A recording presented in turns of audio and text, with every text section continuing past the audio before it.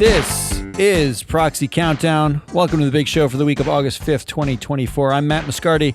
On today's countdown, a relocation cost off for new executives, Marathon Petroleum's lady CEO arbitrage, pre-election directorships, Howard Schultz's forever entitlement, and on the big vote, our first look, our 2024-25 Proxy Season Review, starting with skills. Let's take a look at the trade wire. Just some highlights here. First, executive appointments. Logitech, better known as everyone's computer mouse, announced the acquisition of Matteo Anversa to fill the vacant CFO role. Anversa starts on September 1st, and his contract includes a buyout, $700K salary, 3-year vesting of $3 million in PSU grant, and another team bonus ranging from 0 to 200% of base salary. They also have a very nice $10,000 per month relocation assistance program and a separate closing cost assistance up to $100,000. And they will pay private school costs prepaid at his old location up to $5,000 a month. The total relocation cost could hit a max for the new CFO at Logitech of $280,000, which is basically a third of his salary. Meanwhile, Todd Penegor, the ex-CEO of Wendy's, has been named CEO and board member for Papa John's International. Penegor will get a $1 million base salary with a 150% target bonus, a $5 million RSU grant, and a cash transition bonus of $250,000. I don't know what cash transition is, except that they're transitioning some cash from investors to Todd Penegor. But more importantly, in a Penegor versus Anversa relocation cost-off, Penegor loses, despite the fact that he's getting the CEO job. He has $150,000 in relocation expenses to move from Dublin, Ohio to Atlanta, while Anversa gets as much as $280,000 to go from Michigan to San Francisco.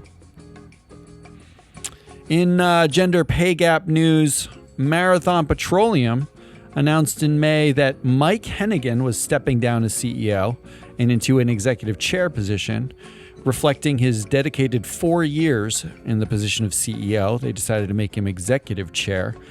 And they announced that Marianne Manin, the CFO, would replace him. But in a filing this week, the pay details were actually announced. Hennigan's base salary was reduced from $1.75 million to $1.05 million, with no change to his target bonus, 165% of that salary. His long-term incentive bonus was reduced from $8.8 million to down from $13.4 million. Meanwhile, to do the same job, Marianne Manin, who will now be the CEO, was awarded a base salary of $1.4 million, 20% less than Hennigan when he stepped into the executive chair role. Her target bonus was increased to 165%, matching Hennigan's, but Hennigan's getting the same target in the executive chair role. Manin was also given a one-time long-term incentive bonus of $2.9 million, and that's on top of a prior award of $5 million. So she's getting an $8 million long-term incentive. That's 11% less than Hennigan in his new chair role, and a whopping 41% less than Hennigan's final year of CEOing. So what we can infer here, Manin is barely the CEO. Effectively, what Marathon Petroleum is telling us is that Mike Hennigan will be a hands-off CEO sitting as the executive chair, and they're paying Manin to take the heat. Congratulations on the promotion, though. Also this week, Bumble announced Jennifer Morgan will resign from the board, and the board appointed Martin Brand to fill Morgan's role. Now, Brand was a non-voting observer on the board before he was designated to this board role. He was put there by Blackstone, who owns 62.9% of the voting power. So he wasn't really a non-voting observer as much as the guy who owned the company, who was watching and making sure the board did what he wanted without voting on it. Blackstone actually owns, obviously, more than founder Whitney Wolfe Herd, who has 26% of the company. Brand will effectively be the dual-class dictator on the board. He's a non-founder controlling stakeholder who has observed the board since the IPO.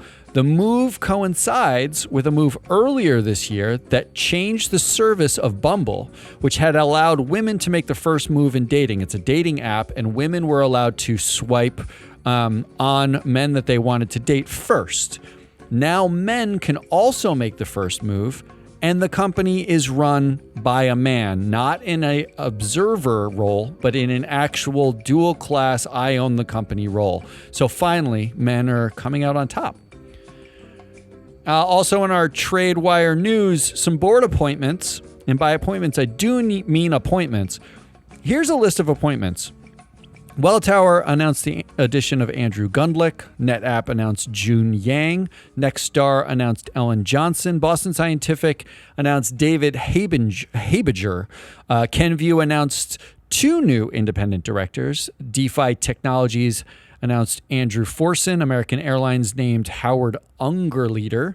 AEO appointed Stephanie Puglisi. Ariana Huffington joined Williams-Sonoma. Warby Parker increased its board size from 9 to 10 and appointed Bradley Singer as a new Class 1 director and put him on the audit and compensation committees. There are actually more board appointments on a weekly basis than we can count for the most part, which brings us to a little sidebar about the shadow democracy. Because in most cases, about 20% of non-controlled companies are owned by 1, 2, or 3 passive investors: BlackRock, Vanguard, State Street, Fidelity. Those companies tend to appoint directors who serve for months before an actual annual meeting. So the question here is, will investors bother asking at all whether those directors are the ones that should have been there in the first place because the board is appointing them? They are not elected. These are non-elected board members until the first annual meeting. So we would posit this. Investors need to do a new data point. Pre-election directorship percentage, which indicates how long a director at a non-controlled company gets to influence a board before investors get a chance to elect them. You may be wondering why this might be important, but let's just take Williams-Sonoma, who this week announced Ariana Huffington is joining the board. The last Williams-Sonoma AGM was on May 29th, so Huffington will get a full 10 months on the board before she gets elected. If Huffington serves the average director term, which is 7 years in the United States, that's just average, some longer, some shorter, but let's just say she makes it through the average. She will serve fully 12% of her total tenure unelected. She also gets paid for that unelected tenure. Her pro rata pay before the next AGM in April, according to Williams-Sonoma's schedule of payments to their board members, will be $67,000 in base salary. This is a pro rata, $137,000 in an equity grant, and assuming she's named to one committee, which is highly likely, another $13,000 or so. Plus, she'll get some discounts on merchandise, which everybody wants. The total is about $217,000 for the 10 months of work, plus a year of influence in a totally unelected position. Given that, on average, investors vote 96% for every single director, you may be thinking, well, this is basically a shoo-in. Investors are going to say, put Huffington on the board. We trust the board to choose who they want on the board. This is fine. We're just going to vote for her anyway. It's usually not a problem. But here's the thing. It can be. Mercury Systems announced 3 new directors they appointed between June 23rd and July 2nd of 2023. They appointed 3 new directors. It's a classified board. So management and the board appointed a quarter of the board in a 5, 7, 10-day span. The AGM is in October of 2023, the end of October. They got a quarter of the year, a third of the board and a quarter of the year with no oversight. 2 of the 3 new directors were put on the M&A committee, and there was news in February of 2023 that suggested Cobham a UK-based tech company, was actually looking at a possible acquisition of Mercury Systems, who makes defense electronics. So you can imagine a scenario where a board approves an acquisition offer where the majority of the committee doing the diligence was appointed without an investor election, with no effective oversight by investors. Investors may get to vote on whether or not they approve the acquisition after the board does, but the process of doing it can be done by people who are unelected. And you could take a second example. Thomas Gaynor was added to the Coca-Cola board in 2023. He served 10 full months before he got his first vote from investors, and they voted 39% against him being there in the first place. So I think my point here is directors are getting appointed on a routine basis. It constantly pops up in the news, but there has to be another way where investors should be demanding another way, that these directors do not serve fully a 10th to 15%, even 20% of their total tenures in an unelected role with influence over how board makes decisions. Let's move on to our proxy cage matches. Some quick updates. Starboard escalated its ask of Autodesk, outlining 7 years of missed financial targets under current CEO Andrew Anagnost, who has 25% influence over the board and a below-average track record of earnings, batting .394 according to free float data. Here's an excerpt from Starboard's letter in June proving that they listened to Proxy Countdown, because who doesn't? Quote, the board determined that Miss Clifford being the prior CFO of Autodesk, who was in charge when they had basically an accounting problem. The board determined that Ms. Clifford could no longer continue as CFO. However, Autodesk management then appointed Ms. Clifford to the newly created role of Chief Strategy Officer. This series of decisions again raises serious questions. If the board determined the CFO could no longer serve as CFO, why would a new role be created for that executive? It is almost impossible to believe that another company would immediately hire Ms. Clifford to be its chief strategy officer after she was removed from the Autodesk CFO position. So how is it possible that Autodesk needed to create this new position of chief strategy officer and needed to appoint Ms. Clifford into that position? One would have to ask why this was done, as it does not appear to be a sound or solely business-related decision. It's a good question, Starboard. I like that question because we've been asking it here since it was announced earlier in May. Also, an update on Starbucks. Starbucks ex-CEO and founder Howard Schultz actually now appears to be the sticking point in Elliott Management's settlement offer with the board. According to a report, Schultz is, quote, forever entitled to attend Starbucks board meetings unless the board, quote, barred him, despite the fact that he is no longer on the board or working as an executive at Starbucks. So Starbucks board has made it okay for him to effectively know everything going on inside the board, despite the fact that he's not there just because he has a significant stake in the company. The FT reported that Schultz opposes the settlement, ostensibly because, as he says, he is opposed to the CEO that he chose to be his own replacement, Laxman Narasimhan. Damien actually already predicted that this might be the fourth boomerang for Schultz if he comes back. He stepped down after labor pressure that he attempted to quash, and now it seems like he's itching to come back one more time to Starbucks and run it again, in which case they should just never fire him because apparently he never wants to leave. Let's move to the vote results table. 3 quick updates here. McKesson added Donald Naus, the ex-CEO of Clorox. He's on the boards of Kellanova and Target. He got 10% votes against with Maria Martinez, though there seems to be no pattern given they sit on different committees. There was also a 12% vote against pay as well, and 16% vote against exculpation. Exculpation votes, I don't understand why they are ever granted. And in this case, it was 16% against. But everybody ended up passing, and they're all still on the board. All of the shareholder proposals and management proposals passed. At Electronic Arts, Investors had basically no thoughts on the board member, but did vote 12% against pay, which is almost nearly approaching an opinion. Even though they voted 12% against the pay, they didn't vote 12% against the board members who set the pay. So there's a clear gap there. And at Lind, Joe Kaeser got just over 10% against votes with nothing else notable.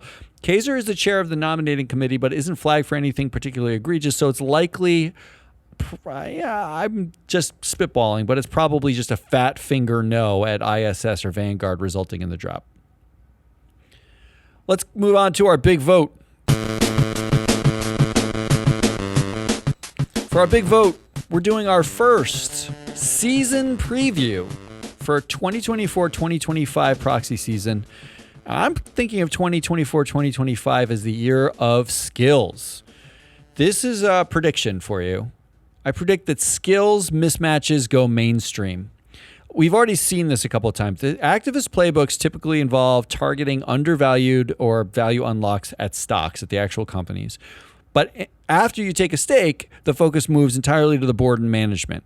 And a core part of every activist deck is the board lacks the necessary skills to unlock the value, or management, right? That's number one talking point. This board, this management team lacks the necessary skill to unlock this value. That's the reason why you're getting in. There's basically been a space race in our industry for a skills matrix, a scalable skills matrix. But the skills matrices that companies put out voluntarily, they are unreliable, because we have done studies that show the same directors have different skills at different companies. They are totally voluntary, which means we see things like diversity listed as a skill, because these are totally unregulated, so you can do whatever you want. And they are totally non-standardized, making them very difficult to actually collect the data and create standards around what they say. But investors want to know the makeup of their teams, their elected fiduciaries. They want to know who they are, what they know going in.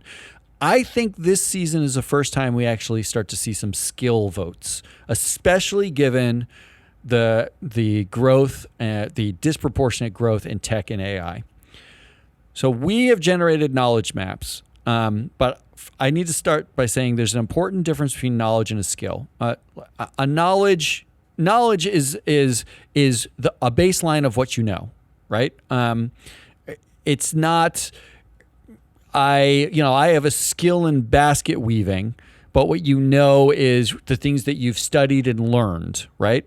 It's not a hobbyist. Skills can actually be sort of a hobbyist thing, and it can be much more ephemeral. I have the skill of leadership. Well, what is that? How do I define that? I can define that 30 different ways. Does that mean I actually have it in every context? I don't. Knowledge is something that's more absolute. So we generated knowledge maps because we needed a foundation, a sort of an absolute foundation to understand who's in the boardroom and what they're likely to know, the bare minimum of things they're likely to know. Here's the analysis that we did to kick off the 2024-2025 proxy season. We looked at company overweights for certain skills, okay? This is where a particular knowledge type is overweighted in the boardroom relative to industry averages, industry peers, and despite it not being core to the industry. As in, one of the things that you'd expect to see at all healthcare companies is medical experience in the board. You'd expect to see that, or the management team. And if a company has nothing but law experience on its board and it's in healthcare, that's a mismatch. That's a company overweight towards one particular set of knowledge, not another. So I'm going to give you 3 company examples. The first company example is CS Disco. CS Disco is an AI law technology company. They are effectively using AI, and they're a tech company that is producing sort of legal documents, opinions, things like that. They IPO'd in 2021, but after 3 years, they still have a startup mindset board. They're heavy on VC investors on the board. They added a law professor to the board, though it feels like an afterthought, and they have 0 AI pros on the board. The vast majority of the influence on the CS Disco board is investor, finance, MBA types, not computer tech, AI, or even law.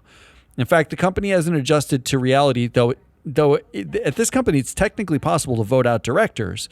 They haven't adjusted to the reality that they are a publicly traded company. They are in AI and law technology, and no one on the board or the majority of the influence of the board members is not in AI or law. It is in more finance oriented types. In fact, our data shows the most common industry knowledge for the application software industry is computers and electronics. But on an influence basis, CS Disco has a 38% over allocation of influence to econ and finance and a 20% under allocation to computers and electronics. Using this kind of data, you can actually identify companies where there's a mismatch between what you might want on the board in terms of influence and what you have on the board. Here's a second example. Inari Medical. It's a medical device company. 51% of the board influence is economic and finance, and 7% is medical, where the industry average is 22% medical and 17% economic. Meaning, this is a board that is driven by the economics of selling devices, not by the actual devices themselves. But this is where it gets interesting and misleading, because if you just are reading the bios of these directors, the board is full of medical device company executives. The data actually helps you identify the knowledge, because when you actually look at what these people did at the medical device companies, you have a CFO whose background was in finance, a CEO who had a background in sales, not in engineering or technology, an SVP from a life sciences company whose background is in business development, someone who says they have 20 years experience in life sciences, but they're an accountant. They basically worked as an accountant at all the companies that they were on. A VC in medical devices, multiple VCs, a CEO who is the head of commercial sales. In fact, on the Inari Medical board, there is one doctor on the board who might use the devices. One on the entire board. The rest of it is full of people whose entire careers have been built around selling. Now, if you are supposed to be innovating medical technology and medical devices, are you going to get the best guidance from a board full of people who are built to sell a device after it's been built? Or do you need a different skill on that board in order to guide you, particularly given that medical devices are increasingly moving into AI technology and software applications? The third example I have here is Ziff Davis. And Ziff Davis actually follows the mold of Disney. They're a digital media company with a huge roll of digital brands under its umbrella. And the biggest thing that we can see in the data is the highest average knowledge type for interactive media, which is the industry they're in, is fine arts. Basically, it's creatives. And Ziff Davis tilts heavily towards law and finance as a core trait of its board. A plus 13% tilt towards law and a minus 22% tilt away from fine arts. But the data shows us not just what the tilt is overall as a team, but who. We saw this with Disney prior to Nelson Peltz's intervention, which this was the one upside to having an activist involved. Disney's board was largely devoid of media talent. Only Iger was the voice in the room who was a media executive. It served to undermine Chapek when he was CEO. Chapek was from Parks and Finance, and his lack of media as a core skill actually undermined his perception in the boardroom and beyond. At Ziff, the CEO is the only board member with direct media experience, content media experience. The rest of the board is CFOs, CTOs, marketing, advertising, and law, but zero content media executives. The result is sort of the influence of knowledge. There's one knowledge type held by management who can say, well, we know this space and you all don't. It becomes a way to consolidate power with management because they're all relying on management to tell them, oh, well, you know the content space. You know sort of how to create this content and what the content should be. We won't challenge that. What we'll challenge is distribution models and things that we know about. This is good in some respects, but it means there's also no counterbalance. Which brings me to my prediction for the year. Investors will, or should, put a premium on knowledge in the boardroom. They should not trust the skills matrix to the extent they ever even look at them. It is time to put a premium on knowledge. Board members themselves have told me explicitly that they've been tagged as having certain skills because they're the only ones in the boardroom with that experience at all. But that experience was akin to taking a class in privacy and data security and then saying you're an expert or it's a skill. On a second company, they wouldn't even rate. It wouldn't be considered a skill because everybody is an actual expert in that thing. I mean, by that standard, I am basically a professional athlete in some boardrooms simply because I played soccer in high school. You need to marry the absolutism of knowledge bases, which is what is the minimum requirement to get to be a CFO, for instance. You can't be a lawyer without a minimum requirement of having gone to law school. What are the minimum knowledge requirements? And then marry that with sort of relative skills. When you see the skills matrix being able to say, okay, well, this person says they're an AI, AI is a skill of theirs, but their knowledge base is entirely in law and econ. That gives you an idea of where mismatches can be, where someone may have acquired a skill over time, but not necessarily have it be a core set of knowledge. And that becomes useful because investors are now asking for things like cybersecurity. They're asking for things, they want to know how a board is positioning a company or what kind of strategies a company has around AI, because everyone's talking about AI, hype or not, everyone's talking about it. And we don't even know who in the boardroom has that as a base knowledge. So the gap between management knowledge and director knowledge and the absolute knowledge it takes to basically make some of these decisions, we think that's going to be core for this year. So that's the first season preview for 2024-2025 Proxy season. That's it. That's a lot for one person. It's just me this week. There's no Damien. It's just me. That's the Proxy Countdown for the week of August 5th, 2024. Join us next time when we jump back into the alternative democracy pool, forever on the lookout for shareholder sharks, floating band-aids, and wayward